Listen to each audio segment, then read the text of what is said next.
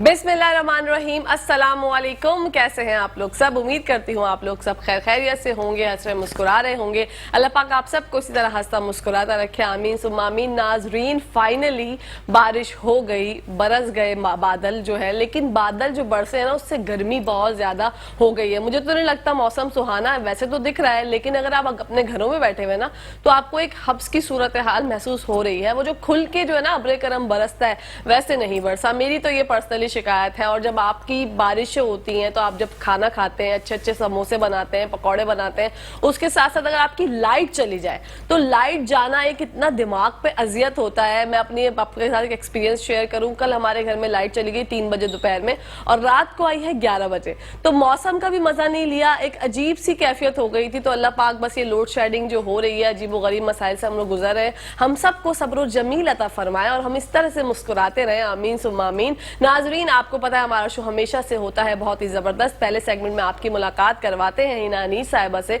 जो कि बहुत जबरदस्त न्यूट्रिशनिस्ट हैं। डाइट कंट्रोल करके खाने पीने की चीजें सब कुछ कहती हैं खाएं, लेकिन एतदाल में खाएं। इनसे आज बात करेंगे हम लोग डाइट के हवाले से, अपने लुक्स के हवाले से, बालों को किस तरह से अच्छा कर सकते हैं आप अपनी डाइट से, खाने पीने की वो कौन कौन सी अशिया है जिसका हम इस्तेमाल करके अपनी जिंदगी को बेहतरीन बना सकते हैं। तो आइए आपकी मुलाकात करवाते हैं हिना अनीस साहिबा से। अस्सलाम वालेकुम। वालेकुम अस्सलाम, कैसी हैं आप? मैं बिल्कुल ठीक ठाक। हिना माशाल्लाह बहुत प्यारी लग रही है। थैंक यू, ये आपकी नजर करम है, पता है। Thank you so much. और इतनी बारिश में कैसा एक्सपीरियंस रहा आपका आना? थ्रू आउट बारिश तो अपनी जगह हो रही है। हम क्योंकि अब ईद के करीब करीब हैं तो इतने बिजी हैं कि क्लिनिक पे भी अल्हम्दुलिल्लाह शेड्यूल बहुत टाइट है। इसके साथ साथ तमाम टीवी चैनल्स, क्योंकि अल्हम्दुलिल्लाह सब बहुत प्यार करते हैं, कुछ बातें ऐसी हैं जो सुनना और समझना पसंद करते हैं, उनकी भी कॉल्स हैं, और फिर अपने घर की भी ईद की तैयारियां। बिल्कुल। तो मुझे तो लगता है मैं बारिश को सीरियस नहीं ले रही हूँ। और जैसा कि अभी आप लोगों के पास, मेरे अपने प्यार करने वालों के पास मैं आ गई बारिश में भी, और अल्हम्दुलिल्लाह मैं अपनी गाड़ी भी खुद चलाती हूँ माशाल्लाह। तो I don't care about drivers and weather and all, until and unless traffic जब जैम मिलता है ना फिर मुझे प्रॉब्लम होता है। मुझे बारिश से प्रॉब्लम नहीं होता। हाँ, बारिश है लेकिन पानी इतना नहीं सड़कों पे जमा हुआ। अल्हम्दुलिल्लाह इस दफा सिर्फ DHA फेज 1 और फेज 2 की तरफ पानी अभी भी है, पर अल्हम्दुलिल्लाह पूरे कराची में इस वक्त इतना पानी नहीं है जितना एक्सपेक्टेड था या जितना लास्ट ईयर था। बिल्कुल। अब बकरीद की बात आपने छेड़ी है तो मैं चाहती हूँ हम बकरीद से स्टार्ट करते हैं। बकरीद आ रही है, लोग जो है वो खाने पीने के बहुत ज्यादा मतलब शौकीन हो जाते हैं। जो नहीं खाते वो भी गोश्त खोर बन जाते हैं क्योंकि फैमिली में सब खा रहे होते हैं और वेट बहुत ज्यादा बढ़ जाता है। तो इस सूरत हाल में इंसान क्या करे? अच्छा, बकरा ईद का मकसद बिल्कुल भी ये नहीं होता कि सारा के सारा गोश्त हम खा लेंगे। हमें अल्हम्दुलिल्लाह अल्लाह पाक पूरे साल इस नेमतों से नवाजता है, हमें ये चीज़ों को शेयर करना चाहिए, लेकिन अनफॉर्चुनेटली हम सब भूल जाते हैं कि हमें क्या करना है। और उसका नुकसान ये होता है कि हम अपनी सेहत को भी नुकसान दे रहे होते हैं। अल्टीमेटली हमने बहुत एंटरटेनमेंट कर ली, बारबेक्यू पार्टीज़ कर ली, घर पे दावतें, मैके में दावतें, ससुराल में दावतें, एवरीवेयर फ्रेंड्स, बिजनेस कम्युनिटी में सब में दावतें तो हो रही हैं, लेकिन उन दावतों का मज़ा एक हद तक लेना चाहिए। पोर्शन कंट्रोल इसका सबसे बड़ी की है। एक इंसान एक वक्त में 200 से 250 ग्राम से गोश्त ज़्यादा नहीं खाएगा, ठीक है ना। और इसको मैं पूरे दिन में ही कहती हूँ कि एक दिन में 300 ग्राम से ज़्यादा गोश्त तो खाना ही नहीं चाहिए, अनटिल एंड अनलेस आप उस वक्त भी हाई प्रोटीन डाइट पर होते हैं। और उसके साथ क्या करना चाहिए कि जितने मीठे लवाजमात हैं डिज़र्ट की फॉर्म में, सोडा ड्रिंक्स की फॉर्म में, उनको कम्प्लीटली अवॉइड करना चाहिए। ठीक है। तो ये 2 पॉइंट्स को बहुत नज़र में रखना है। फर्स्ट पॉइंट पोर्शन कंट्रोल, कि कम पोर्शन में खाना है। सेकंड पॉइंट डिज़र्ट्स और सोडा वाटर की जितनी भी ड्रिंक्स हैं, जितनी भी शुगर वाली ड्रिंक्स हैं, उनको दूर रखें, खाने के साथ कंबाइन ना करें। तो फिर तो आप वज़न इतना नहीं बढ़ाएंगे। लेकिन अगर ये दोनों चीज़ें इकट्ठे की और खूब देसी रिवायती लवाजमात खाए तो अल्टीमेटली मेरे पास तो रश बढ़ जाएगा। जी, आपके पास तो रश बढ़ जाएगा, इतने ज्यादा लोग आएंगे पेशेंट्स, क्योंकि जब जाहिर सी बात है वेट बढ़ता है तो प्रॉब्लम्स बढ़ती है ना। तो आपने 300 ग्राम्स बताया, उसमें क्वांटिटी कितनी आएगी? अगर बहुत आसानी से अगर 2 पोर्शंस में आपको लेना है तो एक वक्त में एक फिले या एक स्टेक आपके हाथ की हथेली के बराबर होना चाहिए। और जो इसकी चौड़ाई है वो भी इतनी ही होनी चाहिए। ओके, बस इतना आपने खा लिया। अब अगर आप 1 मील ले रहे हैं, एक दिन में ले रहे हैं, एक ही मील ले रहे हैं, बिग मील ले रहे हैं, इसकी बड़ी अच्छी सी टिप ये है कि हम दावतों में जाते हैं, अभी बहुत सारी पार्टीज अरेंज होंगी, तो दो पोर्शन ले लिए अपने ही हथेली के साइज के और इतनी ही चौड़ाई के, इससे ज़्यादा नहीं लेना। इतना लेंगे और वो भी होना चाहिए लीन, यानी फैट के बगैर। रिफाइंड ऑयल यानी जितने भी हमारे कमर्शियल ऑयल्स हैं इनमें ना पका हुआ हो, स्टीम, ग्रिल, बारबेक्यू करा हुआ हो, बहुत अच्छा है। अब दोबारा बात आ जाती कि अगर पका हुआ है इन्हीं तेल में तो कैसे खाना है? भाई उसको उठा के खा लेना है, थोड़ा सा उसको ड्राई करके खा लेना है, क्योंकि हम किसी के घर जाते हैं तो उससे तो नहीं कह सकते कि भाई है ना ये स्टीम फूड खाना बिल्कुल है या सिर्फ बारबेक्यू खाएंगे। और बारबेक्यू को भी बहुत बेदर्दी से पकाते हैं वो लोग, बहुत ज़्यादा उस पर ऑयल और घी बटर लगाते हैं कि इट्स फॉर फ्लेवर, बट जो मेरा लिवर है वो इतना फ्लेवर एक्सेप्ट नहीं करता। बिल्कुल सही बात है, हर किसी के डिफरेंट डिफरेंट जायके होते हैं और डिफरेंट डिफरेंट कैपेसिटी होती है किस तरह से कोई खाता है। लेकिन हमारे यहाँ तो जैसे आप कह रही हैं कि ऑयल में ना पका और तो चर्बी के साथ जो है वो पकाते हैं और उस पर चर्बी लगी हुई होती है गोश्त पे, फिर वो खाते हैं, फिर जब बाद में वेट बढ़ जाता है तो फिर पछताते हैं। अच्छा, होता ये है कि यहाँ पे ना कॉम्बिनेशन हम खानों के सही नहीं करते। सबसे पहले तो मैं बात क्लियर करूँ कि ठीक है, एनिमल फैट का कुछ हिस्सा ऐसा होता है जो आप कंज्यूम कर सकते हैं, लेकिन वो बोन मैरो होता है यानी नली होती है, राइट? उस फॉर्म में दैट इज गुड। लेकिन क्या ये बात बेहतर है कि उसको हम राइस, कार्बोहाइड्रेट, नशास्ता वाली जो चीज़ें हैं, राइस, रोटी और ये जो तंदूर की रोटी, पराठा और मीठे जितने लवाजमात उनके साथ मिलाएंगे, तो क्या ये बात हकीकत ही है ना कि आपकी तबीयत खराब होगी, बिल्कुल हाई कोलेस्ट्रॉल में जाएंगे, तो वो गुड फैट बैड फैट्स में ट्रांसफर हो जाएगा। तो इस चीज़ का बहुत ख्याल रखें। सही बात है, ख्याल देखिए आपने खुद रखना है। हिना अनीस तो बिल्कुल आप लोगों की जो है ना वो मतलब खिदमत के लिए पेश है, लेकिन आप लोग अगर ज़्यादातर बीमार हो जाएंगे और ज़्यादातर वेट की, क्योंकि वेट बढ़ना एक बीमारी है, इससे ज़्यादा मैं कुछ समझती नहीं हूँ इस चीज़ को। मेरा दिमाग में ये अलर्ट चलता है दिमाग में, क्योंकि मेरा वेट मुझे लग रहा है थोड़ा सा पुट ऑन हो गया, तो मैं परेशान हूँ। आप यकीन करें कि आप, मुझे ये होता है कि बस यार अब मेरा वेट जो है ना अब मुझे कम करना है। अब मैंने ईद के बाद ये बनाया है अपना रेजोल्यूशन कि मुझे जाना है जिम, मैंने जिमिंग करनी है, वापस से डाइट करनी है, क्योंकि मुझे पता है ईद के दिनों में तो नहीं हो पाएगा। तो इस वजह से मैं यही सोच रही हूँ कि ये करें। अब हमने तो वेट की बात कर लिया, मैं चाहती हूँ कि हम थोड़ी सी लुक्स की बात करते हैं, स्किन की बात करते हैं। जब हम इतना ऑयली फूड खाते हैं तो पिंपल्स वगैरह हो जाते हैं, स्किन अजीब सी हो जाती है, सैगी, लूज, उसके बारे में कुछ बताइए। देखिए, फिर वही रीजन दूंगी कि you are what you eat. आपने जो अंदर डाला है, आपके लिवर पे इतनी उस पर टॉक्सिन्स जमते जाते हैं कि वो आपकी स्किन पे आ रहा होता है सब कुछ। अगेन एक्ने भी पॉपअप होगी, ओपन पोर्स बहुत ज़्यादा हो जाएंगे, क्योंकि सेक्रीट कहाँ से करेगा? जो फैट्स, जो टॉक्सिन्स आपने लिए वो ऑब्वियसली आपके पोर, आपके स्किन के मसाम के ज़रिए बाहर आएंगे ना, तो उसने तो ये होना ही होना है। इसका सबसे पहला इलाज है कि अपनी डाइट ठीक करें, एतदाल से खाएं, ग्रीन वेजिटेबल्स को ज़रूर इस्तेमाल करें, चाहे आप गोश्त भी इस्तेमाल करें। गोश्त को रोटी और राइस के साथ कंबाइन करने से बेहतर है कि सब्जियों के साथ कंबाइन करें, फ्रेश सैलड्स के साथ कंबाइन करें, तो ये बहुत अच्छा कॉम्बिनेशन हो जाएगा। और ग्रीन वेजिटेबल्स क्या करती हैं? हाई इन क्लोरोफिल और high in vitamin B complexes होती हैं, जो कि आपकी स्किन को अच्छा कर रही होती है। क्लोरोफिल क्या करता है भाई? फेयर कॉम्प्लेक्शन देता है जब वो स्किन के लिए यूज़ होता है। और ग्रीन वेजिटेबल्स और विटामिन बी कॉम्प्लेक्सेस क्या करते हैं? आपकी मौजूद बॉडी में जो आप एनर्जी खा रहे होते हैं उसको टर्न कर रहे होते हैं, जो आप एनर्जी कंज्यूम कर रहे हैं, फैट में ट्रांसफर नहीं होने देते, तो बी कॉम्प्लेक्सेस होते हैं। तो ग्रीन वेजिटेबल्स तो आपने रोज़ खानी है। ये नहीं करना कि भाई बकरा ईद आ गई है, सब्जी वालों की तो छुट्टी और सिर्फ अदरक, लहसुन या टमाटो या अनियन लेनी है। इन 4 चीज़ों के अलावा भी तमाम सब्जियां लेनी है बिल्कुल, और उनको इस्तेमाल करना है। सेकेंड ये करना है कि स्किन के लिए बहुत एक अच्छा सा क्लेंजर, क्योंकि मैं हमेशा जब भी आती हूँ कुछ ऐसी होममेड रेमेडीज देती हूँ बिल्कुल, मेरे दोस्तों के लिए, मेरे भाई बहनों के लिए, मेरी फ्रेंड्स के लिए। तो वो ये कि मूंग की दाल का आटा, मूंग की दाल को आप घर में भी पीस सकते हैं अगर आपके पास अच्छा ग्राइंडर है। और मूंग की दाल चने की दाल की तरह स्टिकी नहीं होती है और एक्ने प्रोड्यूस नहीं करती। ऑलमोस्ट 90% सबकी स्किन पे काम करती है।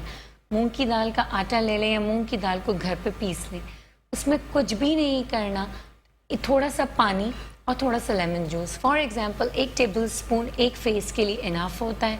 1 टेबल स्पून आपने मूंग की दाल पिसी हुई ले ली, उसमें 2 टेबल स्पून पानी डाला, 1 टीस्पून लेमन जूस डाला, ठीक है। उसको हल्का सा फेस वॉश की तरह फेस पे लगा के थोड़ी देर छोड़ दिया, 5 to 6 मिनट। दोबारा वाटर से स्प्रे किया, फिर से मसाज किया। अब फिर जब आप फेस वॉश करेंगे तो आप देखेंगे सारी डेड स्किन रिमूव हो चुकी होगी, एक्सेस ऑयल चला गया होगा, स्किन इतनी फ्रेश और ग्लोइंग हो गई होगी। Wow. इनफैक्ट ये आप अपनी पूरी बॉडी पे यूज कर सकते हैं। Okay. It's a face and body scrub both. Wow, और कितना इजी है ये, इसमें कोई ऐसा जो बहुत ज्यादा इंग्रेडिएंट्स भी नहीं है, कुछ भी नहीं है। वाह। अच्छा, चाहे अगर वाइटनिंग थोड़ी सी चाहिए, बच्चे हैं घर में या जेंट्स वगैरह बाहर से आते हैं, लेडीज के हाथ बहुत ब्लैक हो जाते हैं ड्राइव करके, इसमें पानी की जगह इसको दूध में घोलें, दूध में घोलने के बाद थोड़ा सा लेमन जूस डाल दें और फिर इसको ऐसे ही आप अपने टैन एरियाज पे लगाएं, तो ये सन टैन भी आपका फिनिश कर देगा। वाओ हिना, बहुत ही जबरदस्त रेमेडी आपने हमारे साथ शेयर की है। मैं तो अपने घर में जाके आज ये जरूर ट्राई करिएगा, करूंगी। मुझे फीडबैक जरूर दीजिएगा बिल्कुल। कि इससे आपकी स्किन पे, आपके फेस के ग्लो पे क्या फर्क आया है। बिल्कुल, क्योंकि हम लोगों का स्केड्यूल ऐसा है ना, हम आते हैं मेकअप बहुत ज्यादा करना बहुत पड़ता है, ज्यादा। तो उस वजह से स्किन थोड़ी सी डेड हो जाती है और फिर आप हमेशा प्रोडक्ट्स लगाने से थोड़ा सा अवॉइड ही बिल्कुल, करते ये हैं। तो इतना इजी, अगर इसको डेली फेस वॉश की तरह भी यूज किया जाए ना, तो आपने कुछ नहीं करना। मूंग की दाल को बिल्कुल फाइन पीस लें, घर में पीस लें या बाहर से पिसवा लें, और एक खूबसूरत से जार में भर के आप अपने वॉशरूम में रखें, अपने फेस जो आपका बेसन होता है उसके ऊपर रखें। जब आपने मुंह धोना है, 1 टीस्पून निकालना है हथेली में, थोड़ा सा पानी उसी वक्त मिला के पेस्ट बन जाएगा, हल्के हाथ से इसका फेस वॉश कर लें। That's it, it's a chemical free. जो आप खाते हैं वही आप मुंह पे लगाते हैं, साइंटिफिकली प्रूवन है। और अल्हम्दुलिल्लाह मैंने अब तक जिन जिन लोगों को दिया है उनकी स्किन अच्छी हो गई है, कहीं कोई एक्नी नहीं हुआ, क्योंकि इसमें मैंने कोई और केमिकल डाला ही नहीं ना। बिल्कुल। तो अगर जिनकी एक्नी है वो भी यूज कर सकते हैं as a cleanser. Wow, that's very nice. अच्छा, दालों की जब बात हो गई है तो मैं चाहती हूँ हमारी खुराक में, जब हम दालें आजकल लोग अवॉइड करते हैं खाना, बिल्कुल। नहीं इतना पसंद होती, बच्चे तो खाते ही नहीं है, Exactly. तो इसके कितने फवाइद हैं? दालों के अनगिनत फवायद हैं। अगर मैं आपको एक और टिप भी देती हूँ कि अगर आप दालें किसी नॉर्मल से ग्रोसरी स्टोर से लेंगे ना, तो वो इतनी खूबसूरत दिखेंगी नहीं, लेकिन आपकी सेहत के लिए बहुत अच्छी होंगी वो, क्योंकि वो पॉलिश हुई भी नहीं होती, उन पे कलर और केमिकल नहीं होता।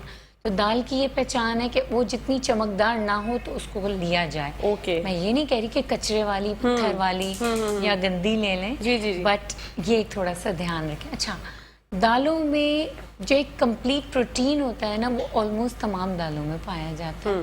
दालें आपकी हेल्थ के लिए बहुत अच्छा प्रोटीन है, एक वीगन प्रोटीन है, तो ये बहुत ज़रूरी है दालें। वो लोग जो गोश्त अफोर्ड नहीं कर सकते या वो लोग जो गोश्त डाइजेस्ट नहीं कर सकते, उनके लिए दालें एक बेहतरीन प्रोटीन है कि आप Okay. खाएंगे, आपके मसल्स अच्छे होंगे, आईसाइट बेहतर होगी, एनर्जी आपको मिल जाएगी, कैलोरीज कंपैरेटिवली कम मिलेंगी जो कि प्रोटीन और फैट में, और आपको न्यूट्रिएंट एक कंप्लीट मिल जाएगा। अच्छा, बच्चे नहीं खाते, बच्चों को वो जो एक बोरिंग दाल और राइस है ना, वो नहीं पसंद। अगर हम दालों के कबाब बनाएं, दालों के फिटर्स बनाएं, एक बहुत अच्छी अरबिक डिश है फलाफल, जो कि चने और दालों के कॉम्बिनेशन से बनती है। ओके। उस फॉर्म में बच्चों को बना के उनके बर्गर्स की शक्ल में दे दें, उनको रोल्स घर पे होममेड, जो हम ओट्स के आटे की पीटा ब्रेड बना के उसके बीच में फलाफल, जो होममेड दाल का आपने पैटी बनाई है, उसके साथ वेजिटेबल्स रखें, होममेड हमस बनाएं, यानी चनों का हमस घर में बनाएं और ऑलिव ऑयल उसमें डालें, तो एक बच्चों के लिए कंप्लीट मील हो जाएगा, जो कि उसमें कंप्लीट प्रोटीन आ जाएगा, गुड फैट्स आ जाएंगे और बच्चों का पेट भी भर जाएगा, खा भी लेंगे। Wow wow, very good. ये तो बच्चों की हमने बात की। अगर हम ये सोचेंगे कोई दाल का कोई सूप, अगर कोई ऐसी रेसिपी है आपके Lovely. पास, तो आप हमसे शेयर करें, हमारी जिंदगी आसान हो जाएगी। लवली। आप देखिए कि मैंने टर्की में ये एक्सपीरियंस किया कि नाश्ते में वो लोग दालों का सूप पीते हैं। वाओ। उसमें छोटी छोटी सी वेजिटेबल्स भी डली हुई होती हैं दाल, और मैंने घर पर आके ट्राई भी किया। इनफैक्ट जो मेरी कुक है ना, वो ये तमाम रेसिपी बनाने में ट्रेंड है। हमारे घर अगर कोई दावत में भी आ जाएगा ना, तो तो उसको यही चीज़ें मिलेंगी। और अगर कोई अचानक आ जाएगा तो आई एम सो सॉरी, उसको दाल का सूप मिलेगा, उसको एयर फ्राई वाली भिंडी मिल सकती है, वो जो क्या कहते हैं बैंगन होते हैं वो मिलेंगे, फिर उसको चिकन और बोन का स्टॉक भी मिल जाएगा। ठीक है। तो मेरे घर में खाना तो ऐसा ही अवेलेबल होगा। वाओ। अच्छा, दाल के सूप की रेसिपी की आप बात कर रही हैं, बहुत ही आसान और इंटरेस्टिंग से मसूर की दाल ऑरेंज वाली, वो आप ले लेंगी 1 कप। उसमें आपने मिलानी है थोड़ी सी मूंग की दाल, उसको बॉईल करने रख दें, जिंजर डालें, गार्लिक डालें उसमें, और उसको देर तक बॉईल करने रख दें। जब वो बिल्कुल बॉईल हो जाएगी ना, तो एक तरफ छोटी छोटी सी सब्जियां काट लें। दालों को आपने मैश करा, बिल्कुल वो नहीं करा आपने, ब्लेंडर में बहुत नहीं करा, हल्का सा मैश करेंगे तो बिल्कुल घुल जाएगी। सब्जियां छोटी छोटी काट लें, छोटे छोटे से टमाटर, कैप्सिकम, हरी प्याज, और छोटी सी ना जो बंद गोभी होती है ना वो भी, और ग्रीन वाली ब्रोकली, इतने बारीक बारीक चॉप करके उसमें डाल देने, हल्की आंच पे दम दे देना है उसको। और फ्लेवर्स अपनी मर्जी से ऐड कर सकते हैं आप, सॉल्ट कर लें, पेपर कर लें, लाइम जूस, कड़ी पत्ता, लाइम के लीव्स, जो कि लेमन के दरख्त में लीव्स लगे हुए होते हैं, उनको भी धो के चॉप करके डालें। रेड वाली थाई चिलीज वो भी आप डालेंगे इसमें, और ऑलिव ऑयल 1 चम्मच डाल दें, क्योंकि दाल को डाइजेस्ट करने के लिए हमें फैट्स की ज़रूरत होती है। ठीक है। और इसको हल्की आंच पे आपने दम देना है, और ये सूप आप रोज़ पिएं। आप देखेंगे आपकी एनर्जी बहुत अच्छी हो जाएगी, आपकी हेल्थ, और ये पेट भर देगा। आपको मज़ीद ना चावल लेने की ज़रूरत है, ना रोटी, ना ब्रेड, ना पास्ता, कुछ भी नहीं। ये फिलिंग हो जाएगा आपके ब्रेकफास्ट के लिए। High in protein, high in mineral, यानी आपके माइक्रो और मैक्रो न्यूट्रिएंट्स एक मील तक के इसमें कवर हो गए। वेरी गुड, कितनी अच्छी रेसिपी है, जबरदस्त, मजा आ गया। बिल्कुल मैं तो ट्राई करूंगी, आप लोग भी नाज़रीन ट्राई कीजिएगा। अगर एक पूरे दिन का डाइट प्लान मैं जानना चाहूँ हिना से, तो वो किस तरह से होगा? लेट्स सपोज कि मैंने स्टार्ट ले लिया इस सूप से, जो कि इतना कंप्लीट है कि लंच तक तो मुझे बिल्कुल भी भूख नहीं लगने वाली है, और मैंने इसमें कोई भी अभी फ्रूट्स ऐड नहीं किए। अब अगर मुझे वेट कंट्रोल करना है, अच्छा, इसकी क्वांटिटी कितनी होगी सूप की? 1 बिग बोल आप आराम से पी सकते हैं इसका। आई मीन 2 सर्विंग, अगर 200 ml के आप 2 सर्विंग ले सकते हैं, अप टू 400 ml आप एक वक्त में आराम से कंज्यूम कर सकते हैं, क्योंकि ये वाटर बेस है, ये बहुत ज़्यादा थिक नहीं है, तो आपका पेट बहुत अच्छा भर जाएगा, सब्जियां एक अच्छी क्वांटिटी में आ जाएंगी। तो 400 ml तक आप सिंगल टाइम पे इसको इजीली सर्व कर सकते हैं। That is good quantity. ठीक है, अब बात करते हैं लंच की। लेट्स सपोज कि मेरा जो भी पेशेंट है उसको वेट कंट्रोल करना है, वो डायबिटिक है या कुछ है, तो उसको लंच आने तक उसको मीठे की क्रेविंग ज़रूर होगी। अब लंच में मैं एक फ्रूट एडवाइस करती हूँ, either Apple, grep fruit, strawberry, कोई भी सीजनल फ्रूट। इनफैक्ट अगर मैंगो है ना, तो मैं एक मैंगो भी मीडियम साइज का लंच में इसको अलाउड कर दूंगी।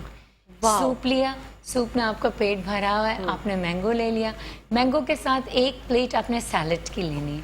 लेकिन मैंगो के साथ सबसे बड़ी शर्त ये है, अब मैंगो जाने वाले, कि मैंगो के साथ कोई और फ्रूट कंबाइन नहीं करेंगे, मैंगो के साथ मिल्क, शुगर कंबाइन नहीं करेंगे। मैंगो की आप इट्सेल्फ मैंगो को फ्रीज करके पानी डाल के उसकी एक स्लर्पी सी बना के आप पी सकते हैं। ठीक है। और मैंगो के साथ अगर पेट भरना है आपने तो सैलेड से भरेंगे। That is good combination. Lunch हो गया आपका। डिनर आपने जल्दी करना है। ठीक है। डिनर आपका ऑलमोस्ट मगरिब के करीब होगा, और वो क्या होगा, वो अगेन अगर आप बिल्कुल वीगन नहीं हैं, अगर आप गोश्त, मीट, मछली, मुर्गी शामिल कर रहे हैं, तो वो कोई भी 250 ग्राम तक, 200 से लेके 250 ग्राम तक आपका मीट का पोर्शन होगा, और वो स्टीम फॉर्म में होगा। उसके साथ 1 कप ब्राउन राइस या 1 कप कुक्ड, रेशो बता रही हूँ, 1 कप कुक्ड ब्राउन राइस या 1 कप कुक ओट्स का दलिया या एक छोटी ओट्स की चपाती आप ले लेंगे। ठीक है। That is complete meal. और इसके साथ आपने उसको किसी भी फॉर्म में उस प्रोटीन को कुक कर लिया थोड़ी सी वेजिटेबल्स के साथ, तो ये कितना कंप्लीट हैंडसम मील हो जाएगा। ऑलमोस्ट 500 to 600 कैलोरीज, उसमें 600 हैंडसम कैलोरीज होंगी उसमें, अच्छी कैलोरीज। अगर फैट्स डाल देंगे तो ज़्यादा भी हो सकती हैं। ये Okay. फैट्स के बगैर में एक अच्छी कार्बोहाइड्रेट, प्रोटीन और मिनरल्स और विटामिन्स के साथ एक कंप्लीट मील बता रही हूँ जो कि आपने मगरिब पे ले लिया। उसके बाद आप टी, कॉफ़ी, ग्रीन टी ऐसे पी सकते हैं।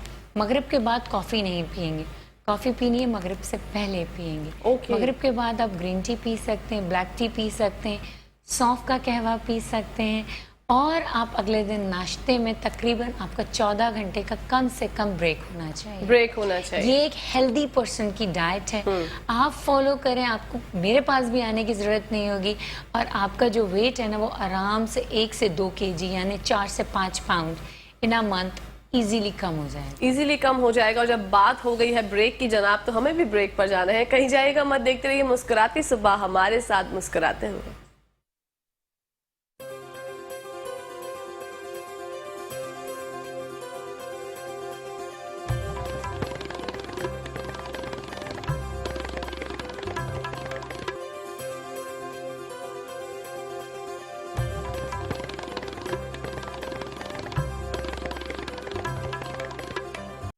जी नाजरीन, welcome back to the show. आप लोग देख रहे हैं आपका फेवरेट मॉर्निंग शो जिसका नाम है मुस्कुराती सुबह। बढ़ते हैं हिना की जानिब और उनसे जानते हैं, क्योंकि अब ईद आ रही है तो बालों के लिए कुछ जानते हैं। बालों के बड़े मसाइल हैं आपके, हमारे, हम सब के। तो ईद पे किस तरह से अपने बालों को खूबसूरत दिखा सकते हैं, जानते हैं हिना से। जी हिना।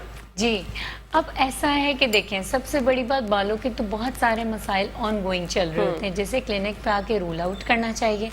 लोग अक्सर मुझसे सवाल करते हैं पीआरपी कर दें, यानी खुद डिसीजन लेकर आ जाते हैं। बीइंग एस्थेटिशियन मेरा तो ये जॉब है कि मैं पीआरपी भी करूंगी, पीआरएफ भी करूंगी, हेयर पीआरपी करूंगी, स्किन पीआरपी करूंगी, लेकिन ये हमने डिसाइड करना। बीइंग अ कंसल्टेंट मुझे पता है कि क्या पीआरपी की ज़रूरत है, कि सिर्फ कोई न्यूट्रिशनल डेफिशिएंसी है या आपके स्काल्प में ऑलरेडी कोई प्रॉब्लम है। स्काल्प में फंगस होगा, स्काल्प में बहुत ज़्यादा डैंड्रफ होगी, तो पीआरपी से पहले हमें स्काल्प क्लेंजिंग करनी है। न्यूट्रिशन डेफिशिएंसी होगी तो हमें न्यूट्रिशन बॉडी को प्रोवाइड करना है।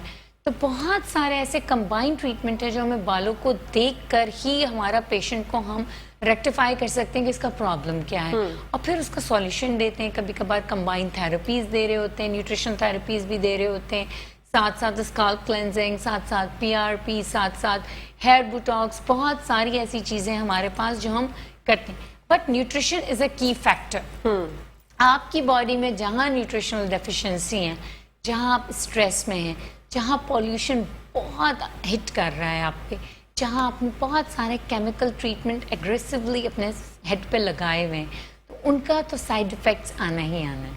तो हम उसको रेक्टिफाई करके करते हैं। न्यूट्रिशन के लिए बेस्ट जो मैंने भी थोड़ी देर पहले ही बताया कि ग्रीन वेजिटेबल्स आप जितनी लेंगे वो आपकी स्किन के साथ बालों को भी बहुत फ़ायदा देंगी।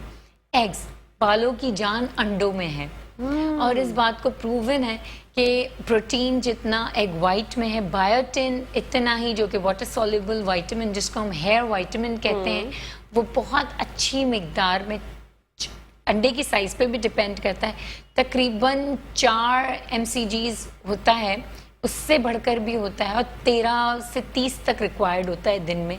तो बहुत अच्छा अंडे की जर्दी में मौजूद होता है। तो आप अंडा पूरा खाएं, बेचारी योग को निकाल के फेंके नहीं, अनटिल एंड अनलेस आप ट्राइग्लिसराइड आपको बढ़ा हुआ है आपका, तो आप अंडा पूरा खाएं।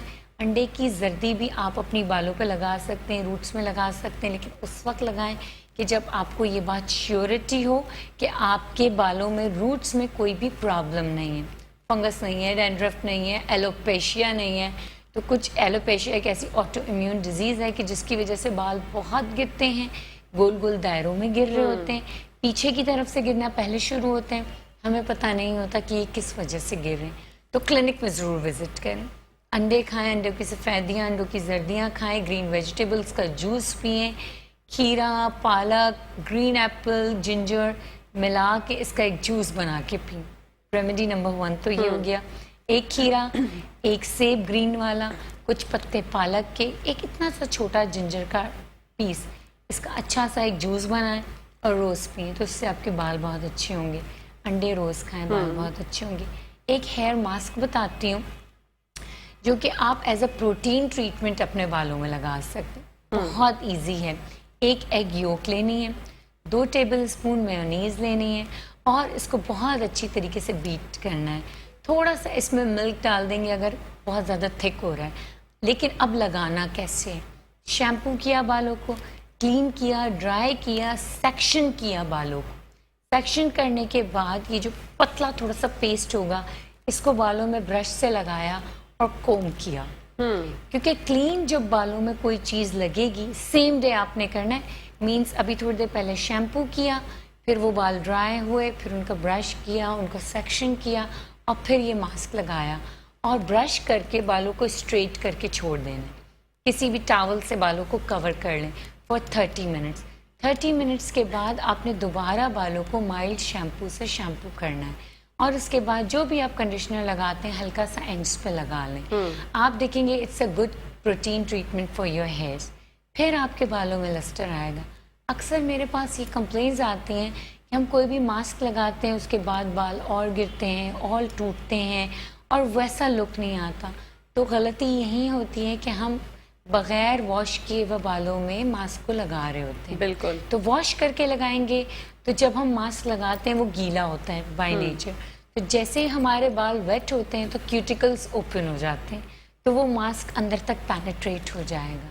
तो ज़रूर क्लीन हेयर में आपने मास्क लगाना है। बिल्कुल। फिर हम बाल को सुलझाते भी नहीं है ना, बिल्कुल ऐसे ही लगा लेते हैं। ऐसे ही अगर जूड़ा बना है, गंदे बाल है, शैम्पू भी नहीं किया, बस उठाया अंडा और लगा लिया बालों में, तो वो और ब्रेकेज देगा, बिल्कुल। और तोड़ेगा आपके बालों को। बिल्कुल तो ऐसे पहले ही है। उनको क्लीन करें, सुलझाएं, डिटेंगल करें और फिर लेंथ वाइज लगाएं उसको। ठीक है। अच्छा, आपने अंडे की जर्दी का जिक्र किया। जर्दी का। पूरा अंडा भी बहुत से लोग शामिल करते हैं और बहुत से लोग एग वाइट लेते हैं। जी अच्छा, एग वाइट जो है वो स्किन को टाइटन अप करती है, बहुत अच्छी है। बट एग योक में क्योंकि बहुत ज़्यादा फैट्स और बायोटिन है तो वो हमारे बालों के लिए बहुत अच्छा है। ओके। अगर आपको खाना है तो आप पूरा अंडा खाएं, लेकिन जब लगाना है तो एग वाइट को आप अपनी स्किन पे लगा लें। चलें, ये भी बहुत अच्छी है। आपने सवाल तो नहीं किया, जवाब मैं खुद ही दे देती हूँ। हाँ। अब बच गई बेचारी एग वाइट। एग वाइट के अंदर ½ टीस्पून पिसी हुई शुगर डालें। ठीक है। कुछ कतरे लेमन के डालें और फिर जो मेरा पुराना वाला फेस वॉश जो मैंने अभी लास्ट सेगमेंट में बताया, मूंग की दाल का फेस वॉश से आपने फेस को क्लीन करना है, उसका स्क्रब करके उसको चेहरे से हटा लें। उसके बाद जो एग वाइट है, एक एग वाइट में ½ टीस्पून पिसी हुई चीनी, कुछ कतरे लेमन जूस के डाल के उसको बीट कर लें।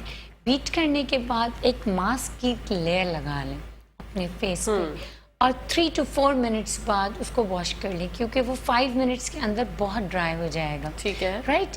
उसके बाद आप अपना चेहरा देखें, जो लिफ्ट आएगा आपके फेस पे, आपको लगेगा आप अभी अभी एक एस्थेटिक ट्रीटमेंट की सिटिंग लेके क्लिनिक से बाहर निकले। ओह वाओ, इतना फर्क पड़ेगा। इतना फर्क पड़ेगा। वेरी और गुड। मुझे ये फीडबैक आप देंगे। मैं बिल्कुल दूंगी। मैं क्या क्या चीजें ट्राई करूं? आज तो मेरे पास ज्यादा से ज्यादा इतना सारा खजाना जमा हो गया है। आज आप ये पूरा प्रोसीजर करेंगे, पहले क्लेंस करेंगी, हाँ। फिर मास्क लगाएंगे, फिर आप ठीक है। बताएंगी कि HN वेलनेस ये जो स्किन ट्रीटमेंट था ये कैसा था। बिल्कुल, मैं ट्राई करूंगी हिना, और कुछ अगर मैं भूलूंगी तो अपना ही शो रिपीट में यूट्यूब पर देख लूंगी, ताकि मुझे जो भी चीजें हैं, वरना आपसे पूछ लूंगी पर्सनली कि आपने मुझे क्या बताया था, क्योंकि यूजुअली मुझे चीजें याद नहीं रहती। नहीं, आप ये बिल्कुल याद रखेंगे और आपके साथ साथ अगर कोई भी भूल जाए तो यूट्यूब पे इसको दोबारा देखें। हाँ। और मेरे फेसबुक और इंस्टाग्राम पे मैं अक्सर अवेलेबल होती हूँ रात में, अदरवाइज मेरी टीम जवाब दे रही होती है। उनसे भी पूछ लेंगे ना कि मैंने मेट्रो न्यूज़ 1 पे क्या रेमेडी दी है, तो मेरी टीम भी आपको बता देगी। मेरे व्हाट्सएप नंबर, मेरे फेसबुक हिना अनीस का है, इंस्टाग्राम हिना द न्यूट्रिशनिस्ट पे मेरी टीम उस वक्त मौजूद होती है। ओके। वो रेमेडीज को क्लियर कर देती है, क्योंकि मॉर्निंग शो जैसे आपने कहा, कुछ खवातीन घर के कामों में बिजी होती हैं, 2-3 इंग्रेडिएंट मिस हो गए, प्रोसीजर मिस हो गया। अब उनके मेरे पास मैसेजेस आते हैं कि डॉक्टर साहबा सुबह क्या बताया था, जल्दी बताओ। वो जाहिर सी बात है, आपकी भी अपनी इतनी बिजी लाइफ है, आप बिजी होती हैं, लेकिन फिर भी आप लोगों के लिए इतना टाइम निकालती हैं, बहुत अच्छी बात है ना। हमने बालों की खूबसूरती की बात कर ली, लेकिन बालों की खूबसूरती में एक चीज बहुत बदनुमा दाग लगा देती है, वो है डैंड्रफ। और डैंड्रफ के इतने मसाइल हैं, किसी को तो इतनी ज्यादा झड़ने वाली होती है, किसी को बहुत ज्यादा, वो नहीं होते पूरे प्रॉपर मोटे मोटे जो स्कैल्प पे होते हैं मसाइल, तो उसके बारे में आप बताइए। अच्छा देखिए, डैंड्रफ वाकई एक ऐसा मसला है कि इसको पहले हम क्लिनिक में चेक जरूर करते हैं, क्योंकि स्काल्प में किस हद तक है, क्या है। कुछ ऐसी रेमेडीज कभी कभार ऐसी आ जाती हैं कि वो और डैंड्रफ को एग्रेसिव कर देती हैं या बर्निंग सी सेंसेशन दे देती हैं, आपके स्काल्प पे और जलन होगी, खुजली होगी। तो आप ज़रूर एक दफ़ा क्लिनिक पे आके दिखाएं, मेरे पास आएँ, किसी भी डर्मेटोलॉजिस्ट के पास जाएं, क्योंकि डैंड्रफ को ख़त्म करने के लिए हम उसी के अकॉर्डिंगली शैम्पू भी देते हैं, मेडिकेटेड क्लेंजर भी देते हैं और फिर रेमेडीज़ भी देते हैं। कुछ एस्थेटिक ट्रीटमेंट्स भी ऐसे होते हैं जो हम करते हैं, लेकिन डैंड्रफ कभी कभार फंगस की शक्ल में भी हमारे स्काल्प पर होता है, तो उसे देखना, रूल आउट करना बहुत ज़रूरी है। और अगर किसी को बहुत माइल्ड सा डैंड्रफ है, ठीक है ना, तो वो नीम ऑयल एक छोटी सी रेमेडी, नीम ऑयल आप ले लें और उसको हल्का सा गर्म कर लें। गर्म करने के बाद उसको अपनी रूट्स पे लगाएं। और एलोवेरा ऑयल, इसमें एलोवेरा ऑयल भी आप मिक्स कर सकते हैं। नीम ऑयल, एलोवेरा ऑयल, इसका थोड़ा सा मसाज करना है, पूरे बालों में बहुत ज़्यादा नहीं लगाना। दोनों को इक्वल क्वांटिटी में आप मिक्स करेंगी और अपनी स्काल्प पे हल्का हल्का मसाज करेंगी। ये हो गई एक रेमेडी। फिर आपने शैम्पू किया, शैम्पू करने के बाद बाल जब क्लीन हो गया आपका, उसके बाद aloe vera gel, simple aloe vera gel आपने रूट्स के साथ पूरे बालों में लगा लेना है। वो आपको, एलोवेरा एंटी इन्फ्लेमेटरी है, बाल भी अच्छे करेगा, आपकी जो एक्स्ट्रा सीबम, एक्स्ट्रा ऑयल है उसको भी हटाएगा। तो विटामिन ई की वजह से और लस्टर, शाइन, और रूट्स से एंड्स तक लगाना है। ठीक है। पहले ऑयल से मसाज करना है, शैम्पू करना है, फिर एलोवेरा का मास्क लगाना है, एलोवेरा जेल का, रूट से एंड तक।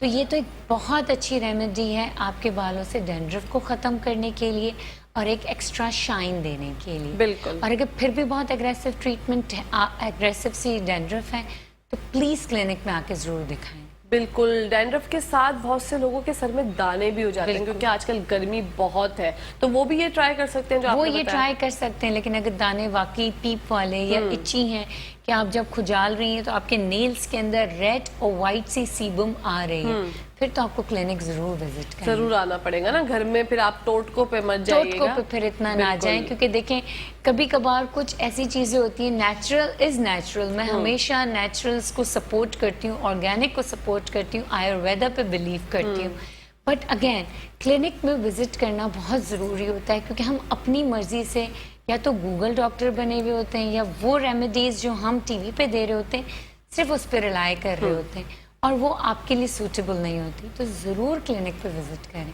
बिल्कुल विजिट कीजिएगा। हम बकरा ईद की तरफ बढ़ते हैं दोबारा से हिना, और जानते हैं आपसे कि आप क्या कहेंगी बकरा ईद के बारे में, लोग किस तरह से अपनी डाइट को कंट्रोल कर सकते हैं। आपने स्टार्टिंग में बताया, लेकिन मजीद कुछ और टिप्स हमारे नाजरीन को दें ताकि बकरा ईद में जो है ना वो वेट ना बढ़े लोगों का। वेट ना बढ़े ये तो मैं दुआ ही कर सकती हूँ, और सबको मैं अब ऑलमोस्ट तमाम टीवी चैनल्स पे पाकिस्तान के जा जाके यही बताती हूँ कि पोर्शन कंट्रोल ज़रूर करें, माइंडफुल ईटिंग करें।